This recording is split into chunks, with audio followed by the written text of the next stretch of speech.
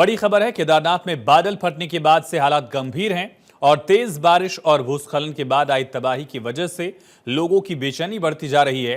इस बीच एनडीआरएफ की टीम और सेना दोनों ही युद्ध स्तर पर लोगों को बचाने की कोशिश में जुटे हैं। आज रेस्क्यू का दूसरा दिन करीब 500 लोगों का यहां दरअसल हेलीकॉप्टर से रेस्क्यू किया गया। 1500 यात्रियों को पैदल मार्ग से सुरक्षित लाया गया है। इस बीच जो लोग इस आपदा को देखकर वापस लौटे, इन हालातों का सामना करके आए हैं, उनकी आंखों देखी आज हम आपको दिखाएंगे। सबसे पहले आप देखिए कि ग्राउंड पर इस वक्त हालात क्या हैं।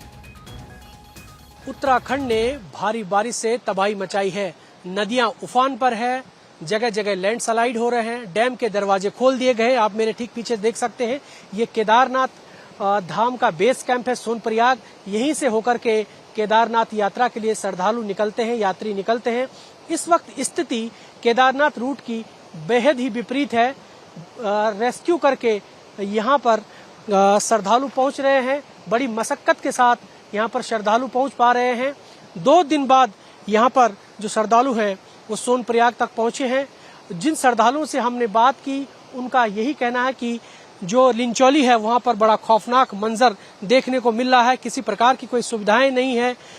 हम सिर्फ भगवान शिव के भरोसे पर यहाँ पहुंचे हैं। भगवान से दुआ करते रहे कि हम बच पाएं, किसी तरह बच पाएं।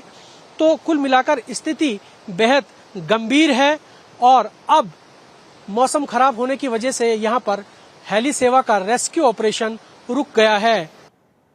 तो आपदा के चलते सभी पैदल मार्ग ध्वस्त हो चुके हैं। इस वजह से केदारनाथ की यात्रा को रोकना पड़ा। देखते जुलाई से 1 अगस्त तक मौसम विभाग ने रेड अलर्ट भी घोषित किया था। विभाग ने लोगों को सफर न करने की हिदायत दी थी, लेकिन किसी ने इस बात पर गौर नहीं किया कि आपदा की भारी तबाही उनके जीवन में इस कदर संकट लाएगी। अब आपदा को अपनी आंखों से देखकर आए लोगों का क्या कहना है, देखिए। फंसे हुए थे, रात में भूखे प्यासे, कुछ भी नहीं था। रात में बारिश पड़ रही थी, कोई सर छुपाने की जगह नहीं थी, जो रुके हुए थे एक जगह साइड में। बस इतनी तेज बारिश आई है और हम जिस मतलब कि एक कैंप के नीचे रुके हुए थे, आवाजें ऐसी आ रही थी कि हमें लगा था कि हम शायद आज नहीं बचेंगे। 4 बच्चे वो हमारे अभी तक मिल नहीं रहे हैं।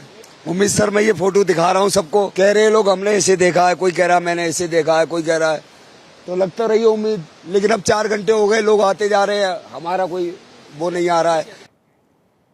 30 जुलाई की रात को अचानक खबर मिली थी कि केदारनाथ धाम से पहले भीमबली, जंगल चट्टी, लिंचौली क्षेत्र में बादल फटा है, काफी नुकसान हुआ है और प्रशासन हरकत में आया। जानकारी मिलने के बाद मुख्यमंत्री धामी ने फौरन अधिकारियों के साथ मीटिंग की, हवाई दौरा किया, केदारनाथ धाम की जानकारी जुटाई। इसके बाद पूरी सरकारी मशीनरी हरकत में आते हुए रेस्क्यू की मुहिम को शुरू करती है। केदार घाटी के ऊंचाई वाले इलाकों में हो रही बारिश से जनजीवन प्रभावित है। स्थानीय लोगों के साथ यात्रियों को भी काफी दिक्कतों का सामना करना पड़ा। इस बीच केदारनाथ नेशनल हाईवे पर कुंड पुल का एबिटमेंट क्षतिग्रस्त हो गया है। 26 जुलाई को जो बारिश हुई थी, तो इसके जो हमारे ये वाला एबिटमेंट है, इसका स्कोरिंग हो गई थी, तो जो कि यातायात की दृष्टि से थोड़ा इसमें परेशानी थी, मतलब सुचारू नहीं हो पा रहा था, तो इसलिए हमने इसको बंद किया है लोगों की सेफ्टी को नजर रखते हुए।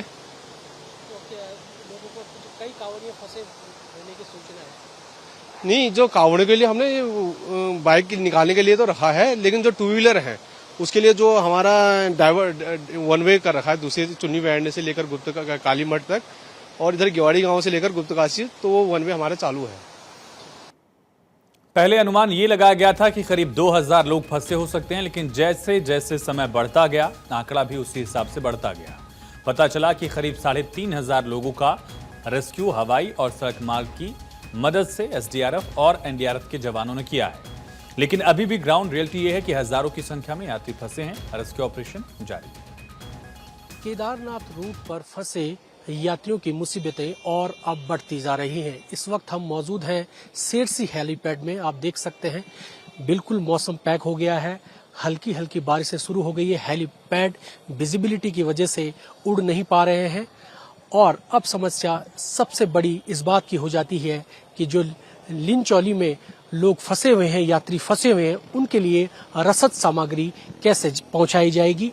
इस पूरे मामले पर जब हमने डीएम रुद्रप्रयाग सौरभ गहरवार और एसएसपी से बात करनी चाही, तो उन्होंने साफ तौर पर इनकार कर दिया कि वह किसी प्रकार की कोई बयानबाजी नहीं कर सकते। अब सबसे बड़ी समस्या इस बात की है कि लिंचोली में फंसे यात्रियों के लिए खाने पीने की सामान की व्यवस्था कैसे होगी। अपने सहयोगी निशान चौहान के साथ हरीश थपलियाल, भारत 24, सेठ सी, केदार घाटी।